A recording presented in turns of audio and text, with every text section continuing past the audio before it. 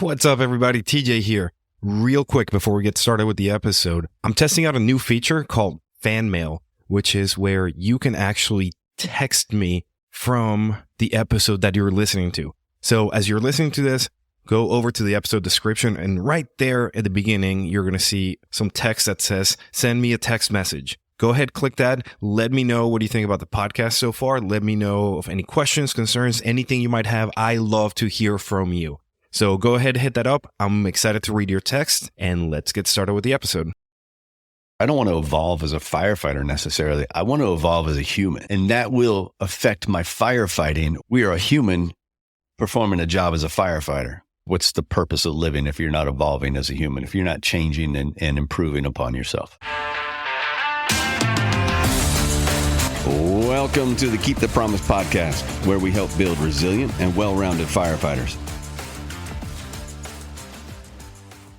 Yeah, I'm obviously, not obviously, I don't know how many of your listeners listen to my show, but I'm a vocal advocate for other methods of medication. I don't believe in big pharma. I think that they've done more damage to this country than just about any other thing. Maybe insurance companies have done more damage. I'm not sure, but it's there's been so much damage done by big pharma, and it doesn't benefit any of us to take some of these pills, because you just chase them down with the next pill to correct some of the issues caused by the first pill. And I think I think there's some common sense things we can all do to moderate our own behaviors. I'm not saying that pills are not necessary ever. I'm not saying that. Right. But I think they're overprescribed. Agreed. And you can use cannabis at your department, right? Oh, yeah. Yeah. Yeah, I made a mistake the other day. I don't know if we call it a mistake or not. I thought it was a 10 milligram and it was a 25 milligram. And I could not understand why I was so fucked up. I was just like, I got to go to bed. And then I woke up next morning. I was like, oh, that explains it. That was a 25 milligram. Oh, dude, we had this older couple. Like, they were... Define older. I'm sorry. Yeah, let's find. Older for the stuff that they were doing. They were like mid 70s, I want to say. Okay. All right. And it was just after Maryland had legalized it. Right. And they went out to a dispensary, got some edibles, and then went up to the local like brewery and hung out. And we got the call for, chest pains, like dry mouth, took some drugs type thing. And both he's behind the driver's, like he's behind the wheel, and she's sitting there. She's giggling. He's got the old dry mouth. Also terrified, like paranoid as could be, trying to explain. And he's like, "Oh, dude, we each only took like 5 of those little gummies." And we're like, "All right, like where are they?" They popped the trunk because they were terrified of like the police catching them. Right. So they put everything in the trunk. Oh yeah, they sat in there. They took 5. I think it was 0.3 grams. So the dude in there, like each one, I think the math came out to like over a gram of THC in like per person, and they started feeling the effects. So, no medical attention. We just called them a lift, and the guy's like, "What am I gonna do?" And one of the dudes in the engine's like, "You're gonna go home. You're going to lay down on the grass and hold on to the world for dear life, because you have a hell of a trip coming. Because you're about to fall off the face of this earth." Oh my God. I mean, I was kind of jealous. I was like, I want to have over a gram in my system. Like, that'd be a great fucking time right now. Probably going to sleep for about 16, 17 hours. Oh God. Like that. It was awesome, but not the overdoses that we're used to. We're used to the ones where they come out swinging after you shoot them up with Narcan 3-4 times. I forget where I was going with it. Oh yeah, no, you guys have that legalized. We're going through negotiations here soon, and at this point I sound like a broken record. I'm like, yeah, sure, give us more pay, but also keep pushing that medical cannabis. Keep going for it. I think in my head, and you and I have talked about this, and I've talked about it on my show. I'm not long for this world. I started this job when I was 44 years old. This was not a whim or anything like that, but I started this job at 44. I've been in for 10 plus now. And I'll be 55 soon. I'm not long. Damn, I for want to this. look like you when I'm 55. Yeah. I'm not long for this job. So I have this running tally in my head, the benefits of staying in versus the benefits of getting out. And the more that I study what sleep does for us, what plant medicine does for us, what, just the peace of mind of not getting up, and being thrown into certain situations, that the stuff that I see, that I go, okay, if I leave the fire department, I can put some of that behind me. And it starts to, the good of leaving the department starts to outweigh the good for staying in the department. And, we talked about it. I've talked about it a few times with, when I interviewed James Gearing, he talked about finding that force multiplier. He ran a, I think it was a lift assist at like 2 a.m. And he just woke up for that lift assist. He's like, what the fuck am I doing? Yeah, I'm going to help this woman up off the floor, which is a help. Don't get me wrong. Every time we go lift somebody up, we're doing a service that nobody else is giving them. But he's like, I'm losing sleep. I'm killing myself to go do a lift assist. When I get off and I do my show, and I'm reaching thousands of ears, or thousands of sets of ears every time I do a show, that show is my full force multiplier. I can do more good through that show than I can lifting one woman off the floor at 2 a.m. Now, we affected a good amount of change for that woman, obviously, because she was going to freeze. There was going to be damage done if she stayed on that floor. I don't discount that. What I want to pay attention to is, when can I make more of a change just doing the show versus firefighting? Right. And it's not even firefighting anymore. Let's be honest. We're EMS service with a fire thrown in. Yeah. Every now and then, if we're lucky. So, and they're the big city guys that are running fire, and they're always going to do that. But for us, we've got such safety measures put in place now. Fires are just very rare. And to your point, and this is going to be an unpopular thing to say, but I believe that part of evolving as a human being and evolving in this career means always keeping track of the pros and cons of staying, and realizing that as a career goes on, there has to be change. Yeah. There has to be. You verbalized it in such a way that you drew exactly the thoughts that I've had, which is, every passing day, that scale gets tipped a little bit more and a little bit more. Every call after midnight is a bit more of like, it's not worth staying. As to whether I piss off tomorrow and just like skip town and sell all my belongings and go, I don't know. As of, can I last another 9 years? I don't know. But the fact of the matter is, the scales, like they're changing, and they should. Mm-hmm. They should. We need to evolve. We need to take stock of our lives. I hope I don't still have that same mindset that I had when I came in to the fire service, even as a volunteer. Like, I hope I have changed. I hope I have improved and evolved as a person and as a firefighter, because that's the point of life. I don't want to be that stagnant kid from, who walked into the Volley House in 2005 and with, full of piss and vinegar, thinking I was going to save the world. Like, I need to be changing. I need to be realistic. I need to also realize that there's going to come a point that this body is just not going to be made for this. Like, there's going to come a point, and we've seen those guys who have been in 30, 40 years. Mm-hmm. They're limping. It hurts getting up in the morning. And, at the end of the day, every now and then we should do stuff for ourselves and live that life, whether it's for a couple of years or for a few decades, the life that we want, regardless of where the fire service comes into play. But my question, you and I know the weights that tip the scale towards leaving. Mm-hmm. Getting up after midnight, seeing the human suffering, not having that force multiplier, because that's a huge one. What makes you stay? What makes me stay? I've asked myself that more and more. I will be honest with you.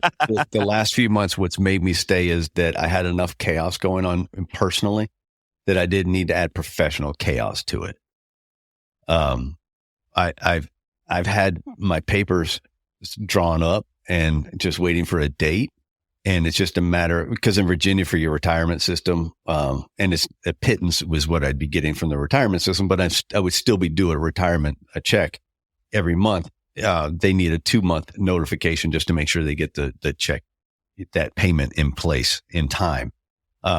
So what's kept me from doing it recently is just that chaos in my personal life, trying to get things settled with my mom and seeing her disease progression through to fruition, basically. And like I said, she died on Halloween, and a week ago, we had her celebration of life. And so it feels like that chapter, while not closed emotionally for me, because obviously I'm still dealing with stuff emotionally, but that chapter, at least physically, is closed. I know that there's nothing more to do for that chapter of my life. My mom is gone. She's relieved of whatever suffering she had going on. And I won't even get into that because that's a whole nother subject about what I believe about life after death or death and all that. Next episode. Her suffering, no matter what happened to her body or her soul, her suffering is over.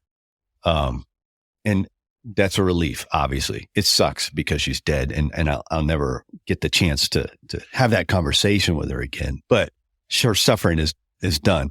That's what's kept me hanging around the fire service for the last few months, is the fact that I'm just too busy in my personal life with trying to get that settled and deal with those emotions, that I didn't want to add professional craziness to it as well. So now I could tell you that in 2 months from now, I'll walk away from this, or it could be 4 months from now, but it won't be much longer. So what's keeping me here? A steady paycheck right now. And I'm still doing good. I'm still doing good in the community. We're getting out and we're talking. It was funny. We did pub eds. I haven't done one in a while. We did a pub ed the other day, and I forgot that's just, sometimes it's just kind of fun to interact with first graders, mm-hmm. just to see their reaction to what you have to say and see their amazement as our rookie got dressed for them, and to watch that. And you forget how you can affect change in those little ways.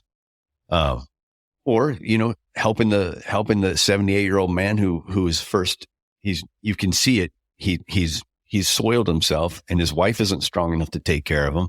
And so here comes a truck crew, 4 guys to help take care of him. And they're effusive in their apologies, but you're thinking to yourself, well, if we're not here, who's going to do it? Right. You can't do it. You're not going to get him off the stairs and move to a bed. And then I look at it and I go, lady, you have no idea what's ahead of you, because this is just the start for you. Mm-hmm.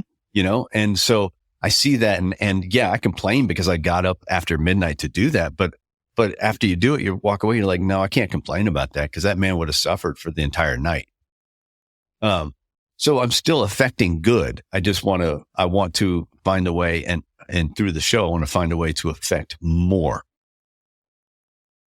Yeah. And that's what we talked about, evolving as firefighters, evolving as firefighters who have been around for a bit, and affecting that change, which, I'll take it a step further. I don't want to evolve as a firefighter necessarily. I want to evolve as a human. And that will affect my firefighting or whatever I'm doing. But I need to evolve as a human, not just a firefighter, not just a podcast host. So divorce that identity and get back to that essence.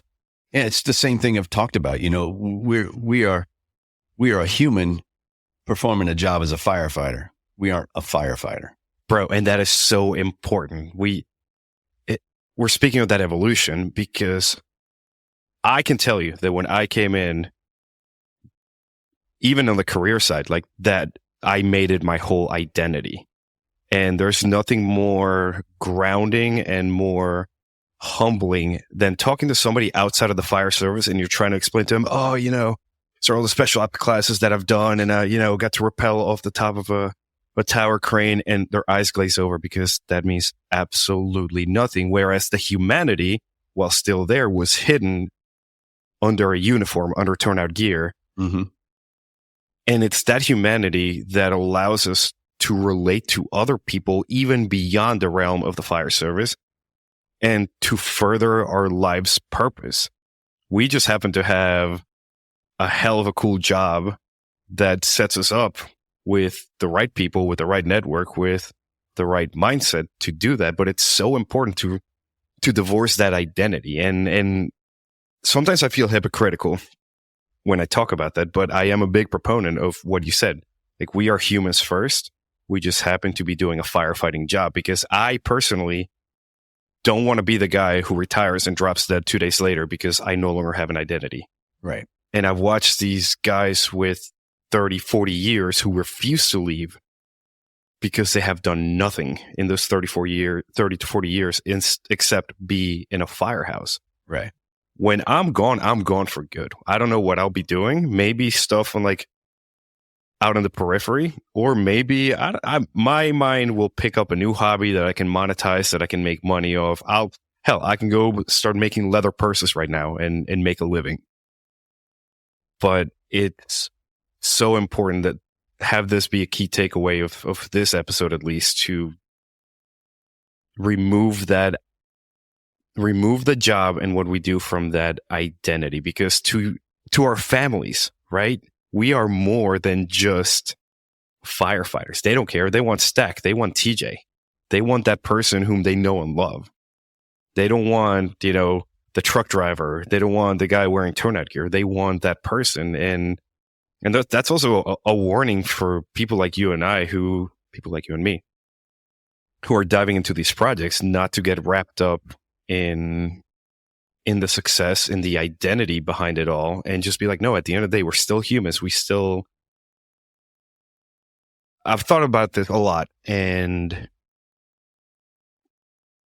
I always try to look at it from a nihilistic point of view, from the point of view of death is coming, and it's coming for all of us, whether we want to admit it or not. But there's going to come the day where, hopefully, if we're lucky, we're going to be in our 90s in a comfy bed surrounded by the people that we love, but there will come the point where we have to take that big sleep.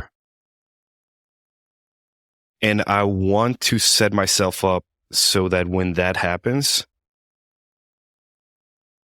it's the people who are there.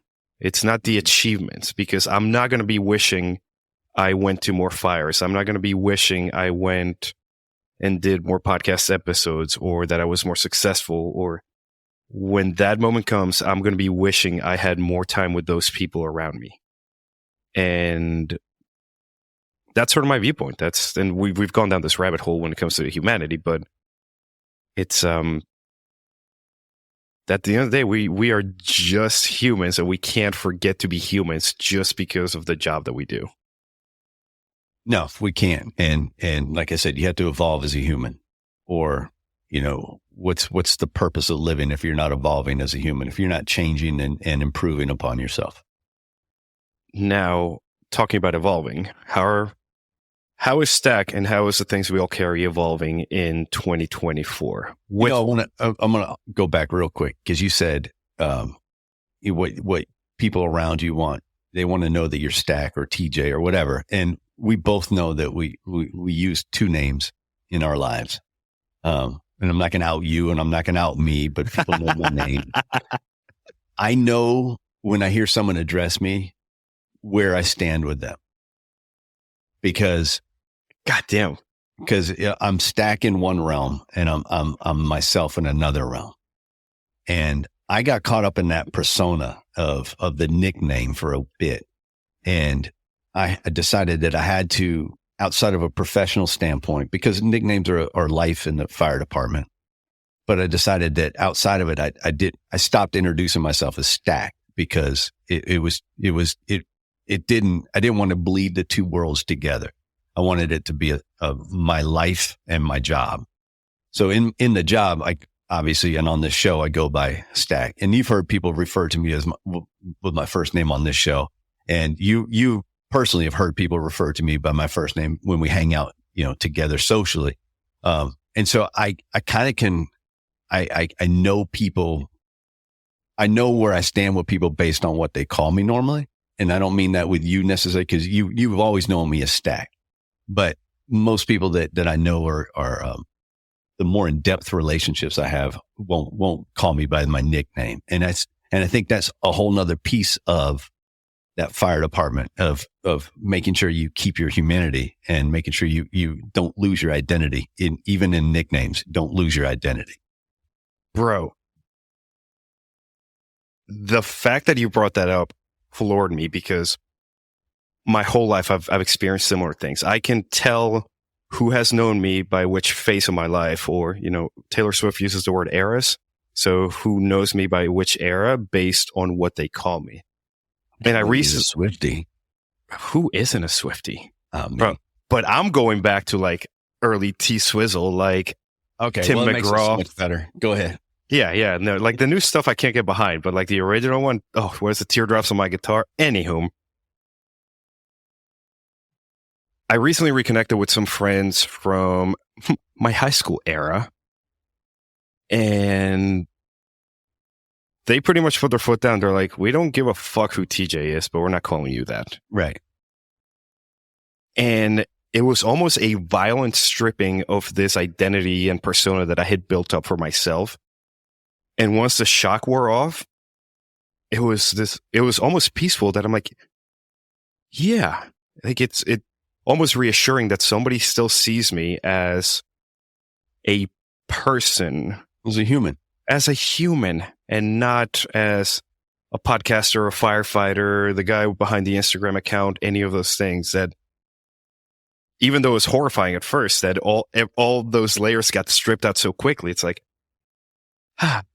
still me.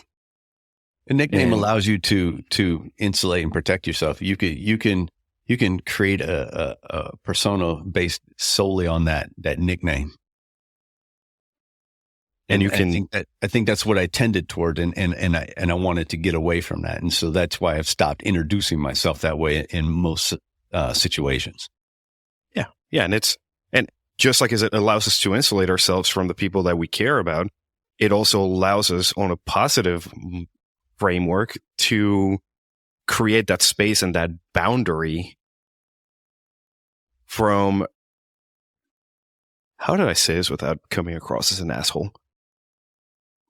From the people that are not that important to our lives. When I go to conferences and events and the like, people get TJ because while I'm there and I am present with them and I am enjoying the moment, they don't get to come into the inner sanctum. They don't get to know who I really am. I get to control that persona. Hell, that's why I used to go to all these events by myself. I was the only one from my department because I had full control of the image that got portrayed. I was able to make sure that the department looked good. Right. I was also able to make sure that I presented only as much of myself as I wanted to. Mm-hmm. But you dodged my question. Anyway. Hey friends, I want to take a quick moment to ask you to support the show by leaving a rating and a review on your favorite platform. Your support means the world to us, and it helps spread the message to even more people.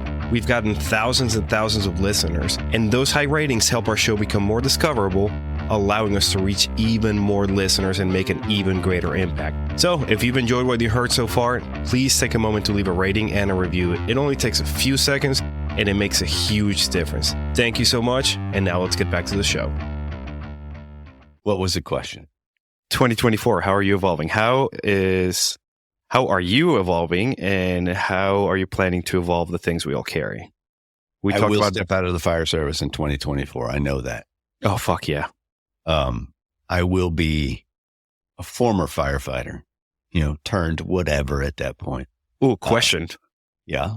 Do you think that is going to dilute your message at all? Do you think that is going to take away any of your credibility? No, I don't think so. I think that it would take it away if this show is solely based on firefighters. But I don't do tactics. I don't do just firefighters. That sounds weird. Anyway, my focus isn't just firefighter.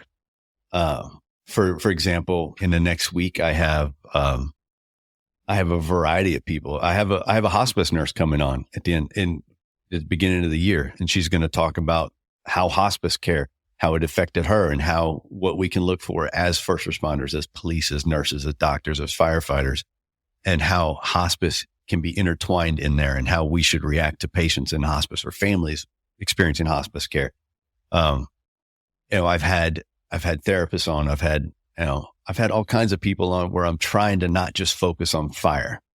I would love to have more law enforcement on, more veterans. Like I said, even nurses who had to, what the hell they went through with COVID on those units, how their staffing numbers were through the roof, and, trauma doctors. There's all kinds of people out there experiencing these traumas. It's not just firefighters.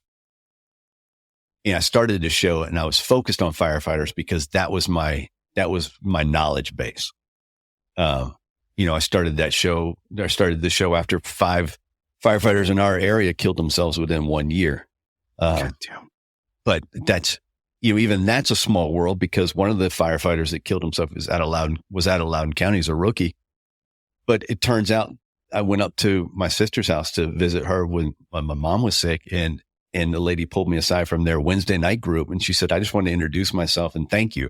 I was like, "Okay, great." And I said, "Thank me for what?" And she goes, "Oh, I've listened to your show." And I said, "Wait a second. Well, you've listened to my show?" Turns out that firefighter in Loudoun County, it was a young rookie who killed himself, was her nephew. And I had no idea, it was just, he was one of the 5 that year that decided that they'd had enough. And for some reason they took their own lives. And what I did for that group of people, his crew, was I actually was supposed to go eat lunch with them because I just wanted to sit down and talk to them and see how they were doing. We got iced in, so I ended up just buying them pizza, and they picked it up and had a meal on me. But I had no idea she was a friend, or there was some relation to my sister through that. And it's just that small world moment. So I think this topic of trauma and mental health and how to better yourself and how to steel yourself against the all the shit you experience on a day-to-day basis is universal. It's not just a firefighter thing. I dig it. Where I'm going with it, I don't know exactly. You and I have talked about it a little bit. I've had people come to me and say, "Hey, how do I start a show?" And you and I talked about, well, why don't we teach people how to start a show? Why don't we, it's not, maybe not a production company, but it's a, hey, this is the bare minimum of what you're going to need. This is what you're going to experience. These are the pitfalls. These are the, all of that. And so that's a piece I'd love to put in there. I like to create more of a community through my show, and make that website a little more useful for things like, like I said, the mentoring. Probably going to add a piece in there for teaching civilians or anybody CPR and first aid, workplace safety kind of thing. There's a few routes that I want to go. I would love to write a book. I don't know how to do it. I know that you just sit down and start typing away, but I think that some of these stories it can be fascinating at a more in-depth look at it. There's some of these stories I look at and I go, fuck, I can't believe these people, like what they went through, what they accomplished after going through it. It's just it's a testament to the human spirit and determination of their ability as humans. Busy 2024 ahead of you, huh? I hope so. Yeah. I could also just decide to be a bum and just disappear altogether. That's, like you said, that's bro, all I have. Right. Like the amount of times that I stand here in this living room and I'm like, I could sell it all, liquidate stocks, cash out, and just disappear. And I think both you and I know that that's a very appealing. Yeah. Because it's not just the fact of like starting from scratch, because you're starting from scratch with the knowledge you already have. Mm-hmm. So it's not like we'd be in a bit of a hard time, but what better challenge than to start at something new? Like if I am that good, why not just go and do something? And it's that's sometimes a pipe dream, because God, my parents would kill me if I disappeared. They would find me and they would whoop my ass. We talk about reinventing ourselves or improving as humans. And I think one of the things I do find necessary in my life is learning. And I want to learn something. I don't know what that is right now, but I do want to learn something over the next year. If I'm not learning, then I'm stagnant, and then to me, that's a waste of time. And even if it's just learning, okay, how do I do a different show? How do I add something to my plate and do 2 shows and like I said, have some levity, because this show is very fucking heavy. It's hard to do. I mean, I listen to these stories at least 3 times, you know, and it's hard to do at times. I know when I'm getting to the point where I need a break. Someone asked me I was asked one time what show I was putting out. And I was like, I don't know. I'm not in the mood to listen to a show right now. And how do I put a show out if I'm not in the mood to listen to it right now? And so I had to find the right times and space. I write about what I do. I talk about it in intros. I try to get out those thoughts of my own as well. So I would like to think that I could start another show, and it might not even be fire department related. I've had a couple of ideas for shows. You know, I was in Richmond one day, and I think I told you a story. I was in Richmond one day and it was pouring down rain, and I had parked at a hotel parking lot across the way. It's driving rain, and I'm the idiot that didn't bring an umbrella. And a homeless guy walks by and he's got an umbrella. And I said, "Bud, I'll give you $5 if you just let me use your umbrella, go get my car and come back." I wasn't thinking, because what he had on that cart was what he had. He doesn't have anything else. And he looked at me like I'm crazy. And I'm thinking, it's just an umbrella, dude. And he's like, "It's one of my few possessions. I'm not letting it go." And so he said something. I said, "I tell you what, same $5, you hold the umbrella and we walk together." And he said, "Deal." And so he held the umbrella for me, and we both kind of huddled in under this one umbrella. And from the hotel to the car, I kind of started to get a feel for not why he was homeless, but who he was. And then I introduced myself, he introduced, and we connected on a human element.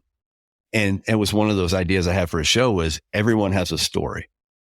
I don't care who you are on the street. I don't care how small you are or how large you are. Everyone has a story, and there's some interest in everyone's story. And so, a kind of a human interest show would interest me, but I also want to do a kind of a conversational show as well, where I take 4 people from my life that don't know each other, but all know me. And we have a conversation. And oh God, it's a Jeffersonian conversation. So you get to speak. Nobody else speaks until you're finished. And then we ask you a question or two, and then someone else gets to speak. It's the same thing. But I would continue that on by saying, "Okay, now TJ, it's your turn. Pick 4 people from your life that you know, but don't know each other, and send them my way. And then those 4 will have a conversation with me as well." And then it continues that way. Bro, that actually sounds amazing. Let's do it. Right. So I think it would be, there's some ground rule for it, but I need levity in my life. I need some fucking humor in my life that doesn't involve blood, guts, and gore. Right. No, it's that homeless story. It's one of my favorites that you've ever told me, because I think that's one of the ways you and I connect and we see eye to eye, is that everybody's got a story, and those who know me well know where I've come from, know that well before I even made it to the States, that I lived in a place that was not as fortunate and not as, I don't want to say opulent, but we were not as well off as most people are here. But I was still able to give back to people who were needier than I was. And those moments of humanity with complete strangers, I'll always have them with me. Like, I will always remember them. And it's incredible being able to tease out those stories out of people and to put them out there, to foster that humanity. So I love that Richmond story. For some reason, I thought you offered him $20, but I guess $5. No, I was a cheap bastard. I was gonna say, you cheap bastard. I still got wet too. It was a fucking downpour. But to that end, I'm always looking for people to come on the show. And one of the things I don't do well is I don't network well. And fuck you don't. You have some of the biggest. You've had James Gearing, right? The OG of like the shit that we're doing. Like, you have him. I met him in real life, and I still haven't had the balls to be like, "Hey, come to my podcast." But I don't do it well. I really don't network well. I find someone that interests me, and I throw it out there. "Hey, would you be willing to talk to me?"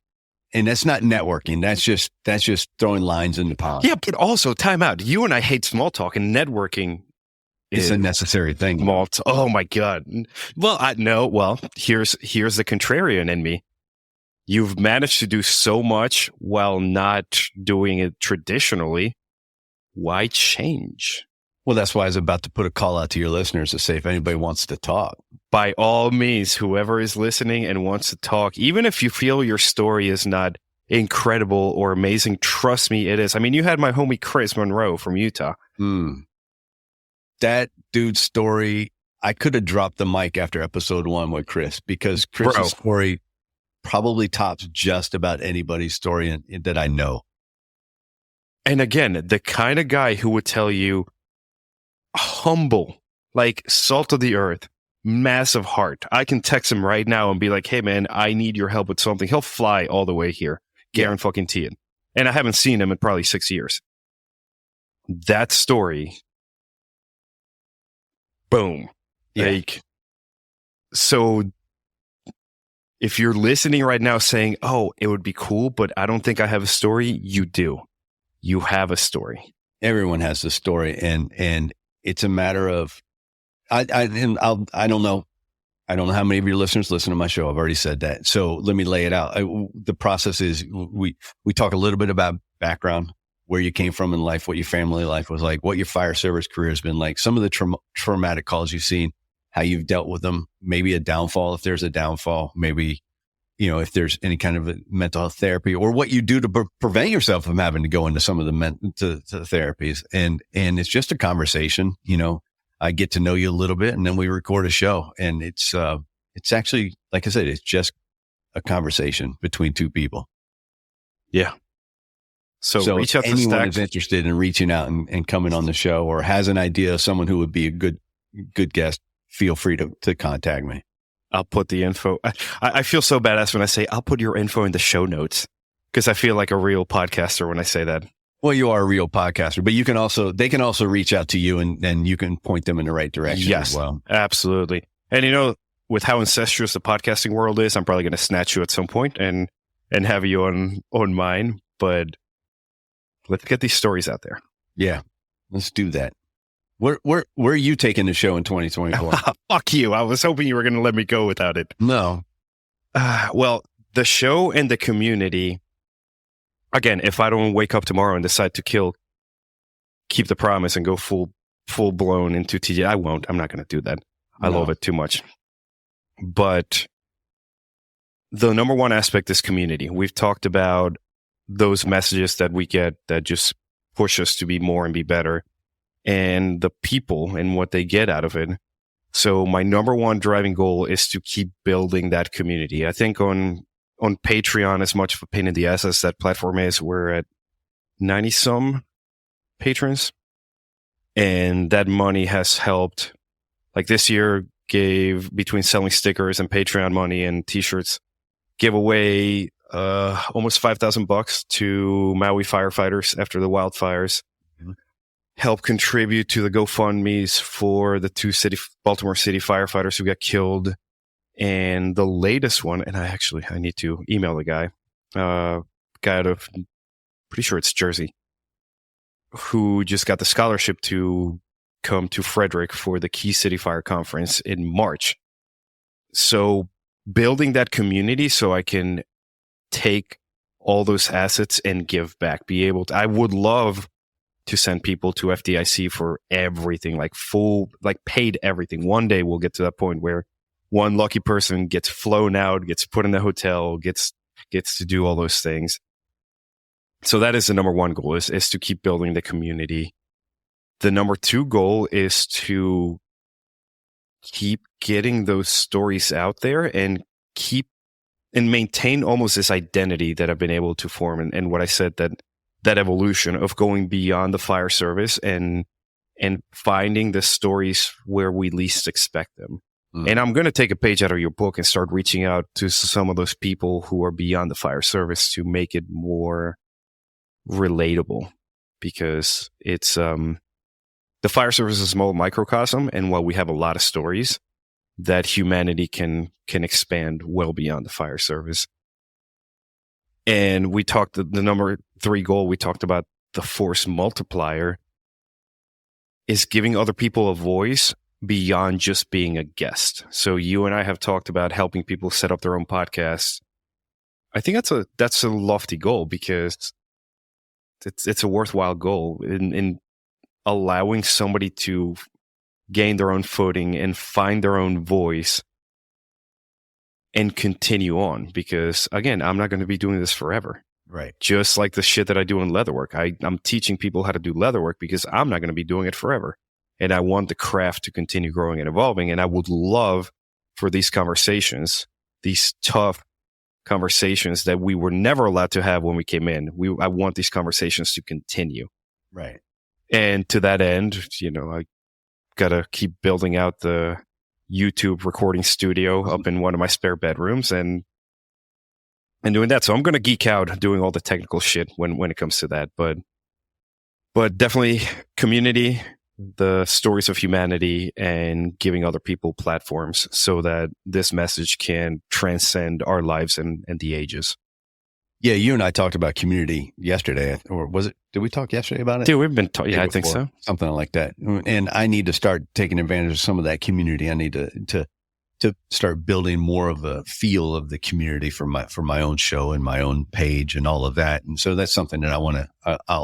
That's a target for 2024 for certain.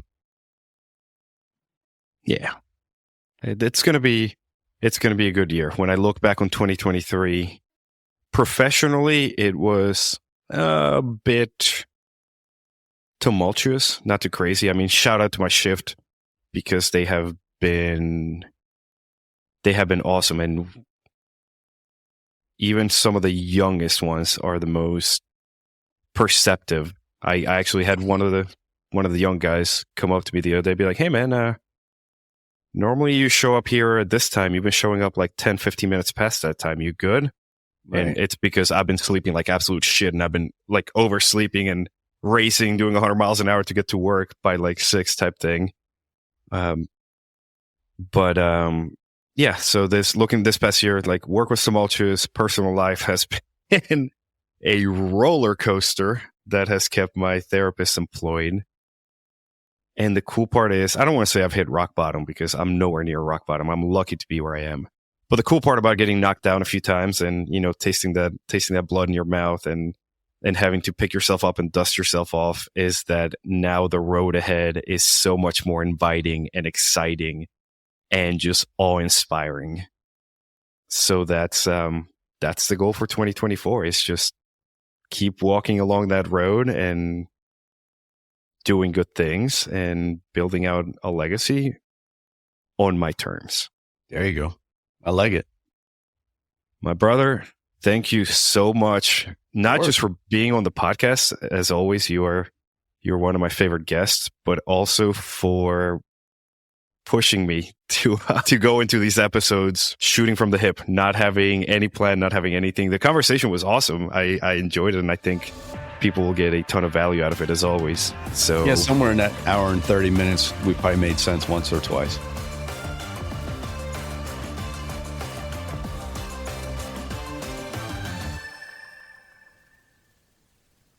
Man, every time that I record with Stack, it's just so much fun, so enlightening.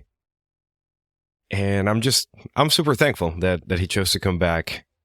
I really appreciate his insight on things, and I enjoy picking his brain. So he's been a repeat customer, if you will, of the podcast, and he'll continue being. So we have a lot of fun ideas coming up in the future. And remember what he said. Remember what he asked. If you're interested in being on the podcast, if you feel your story or somebody else's story is going to be a good fit for the audience, reach out to him. And you know what? Reach out to me too. I'd love to have you on. That's the best part about the podcast, is being able to have people that we know and people that we like. You, my dear listener, are somebody I know and like. And it's good to have them on and tell their stories, because all of our stories are worth sharing. So again, thanks to Stack. It was a great time. And I'm excited to show you guys what we have planned for this coming year.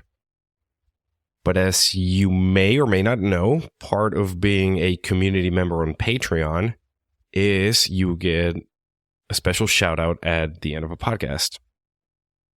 It's cool. I love recognizing those people who believe in the community and who seek to improve every single day as firefighters and as people. And I love the fact that I can recognize them with their name being called out on the podcast. It feels good. It feels good hearing your name on something like this. If you're interested in having your name thrown at the end of the podcast, go to joinkeepthepromise.com.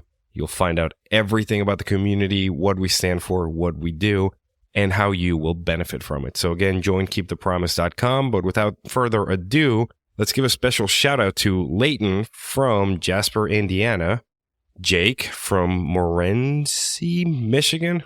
Sorry, Jake. Andrew from Decatur, California.